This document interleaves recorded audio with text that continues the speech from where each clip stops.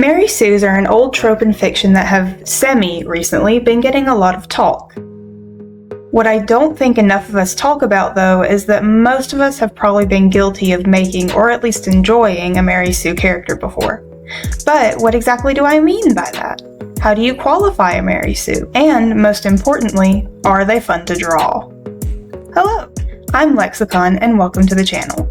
Today we're going to be talking about Mary Sues, and I'll try to design one of my own. So, how do you define a Sue?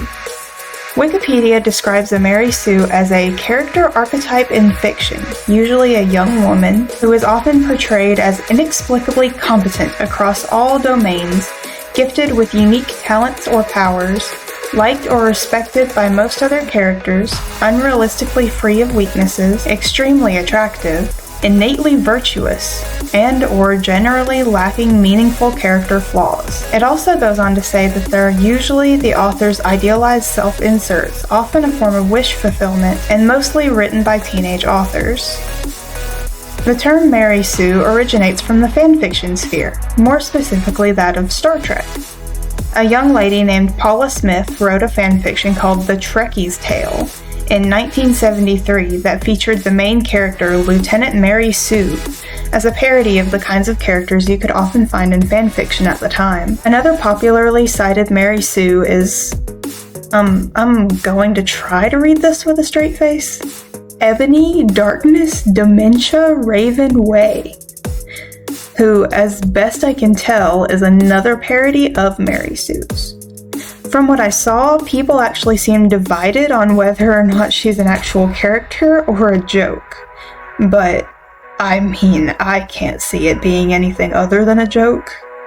If you've ever read that horrible story, please let me know your thoughts. But I can't see it as anything other than a parody. Anyway, you might have realized that these two are parodies of Mary Sue's, most likely anyway.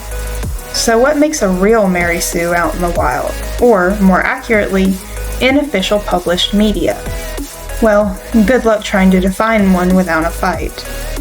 Pretty much any main character out there has had someone call them a Mary Sue, from Harry Potter to Ray to Katniss Everdeen. There is also an argument to be had about whether or not Sues can exist outside of fanfiction, i.e. in official media, because of her nature as a wish fulfillment fan insert into a popular piece of fiction. But, to help us out, I found a pretty extensive list of traits from TV tropes.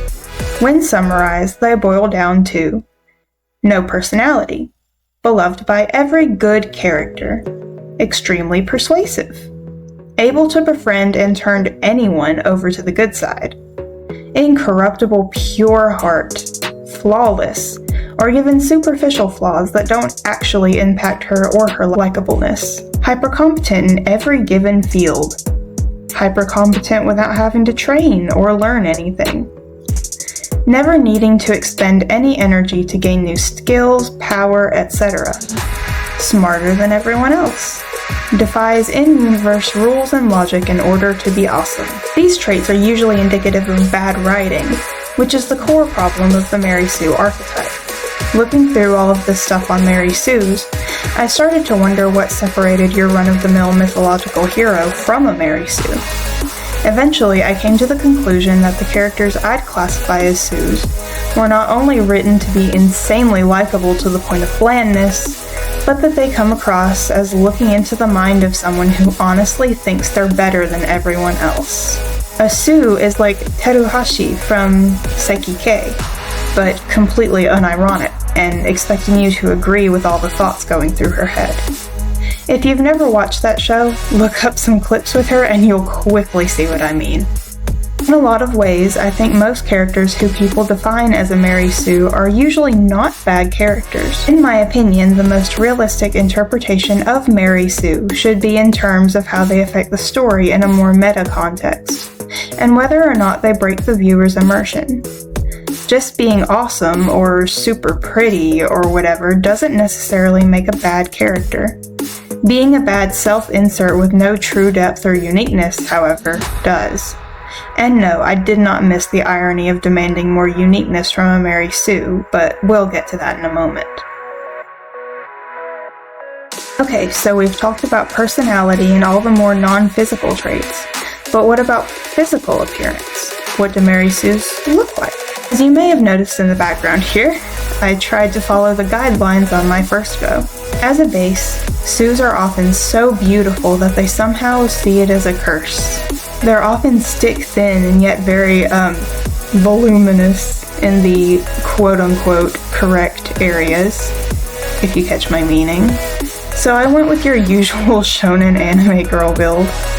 She has long hair in a very recognizable style, so I went with these long purple ringlets you never actually see in real life, but like somehow all the time in drawings. Apparently, purple is also a common color for Sues to be decked down in, so I went for an overall purple color palette. Said palette made me actually want to try for darker skin because I felt like it would go better, but Sues are also apparently very pale, so pale she is. Unnaturally colored eyes make a fun little detail, with some heterochromia mixed in so we can really push that to its limit. She's also got a revealing, overly fancy outfit, decked out with what TV Tropes calls frills of justice. I also almost forgot to give her some form of animal traits, so I tacked on some sparkly wings and unidentifiable animal ears at the end. The problem is, when I was finished with my Sue, she didn't look all that Sue-ish. Like, sure, she's overly detailed and got all the right features, but it just doesn't come together in an overly Mary Sue-ish fashion. So I did what anyone else would do and started all over from the beginning. This time, I leaned a little bit more into the DeviantArt brand cringy OC style when coming up with a color palette and design. I hyped up the saturation in the purples, then started picking a whole lot more colors to add in.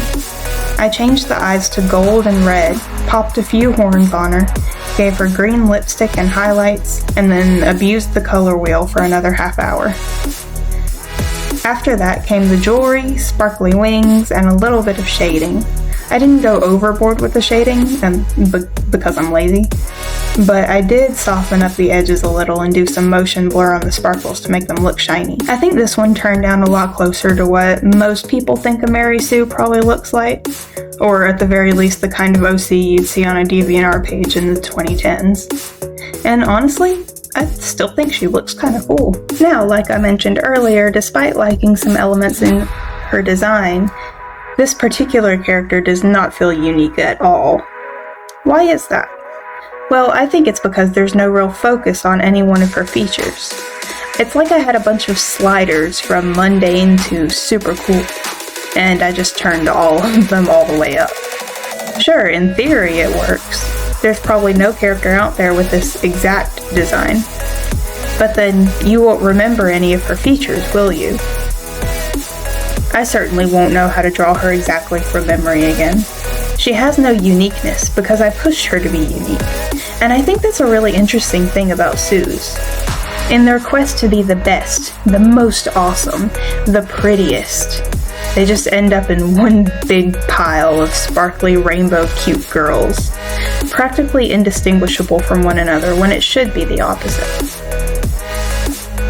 But on the other hand, Mary Sues, while they have a negative reputation for a reason, are really fun when you're the creator. And they can be a really awesome way to express your growing sense of creativity, especially if you're a young beginner artist who's just excited to take their first steps into the world of fandom. I think they definitely have their place, whether or not everyone enjoys their presence in online media. After all, not every character needs to be designed with industry-level quality in mind. It shouldn't always be made with the reader in mind either. Sometimes, characters are a little piece of art we do for ourselves. A bag of flamin' hot Cheetos, if you will, instead of a well-rounded meal. For no other reason than we enjoy it and deserve to do so. After all, we create for ourselves. Anyway, what do you think? Did I hit the mark with my Sue?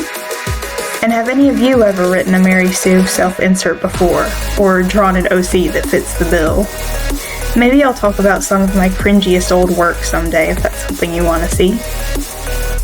If you'd like to see more art that's not a sparkly rainbow fairy, I'm AJ Novels on Instagram and Lexicon on Tumblr. which I haven't looked at in forever, but I'm trying. Social anxiety can be a real motivation killer, but I'm making an effort at least. Also, this video was inspired by one I found on Izzy's channel, which I will link in the description, and highly recommend you watch for a bit of a deeper dive on this subject. I simply wanted to try my hand at designing a Mary Sue and give a little bit of an overview, but she does a fantastic job of delivering better on the informational part. Thank you for watching and have a fantastic day.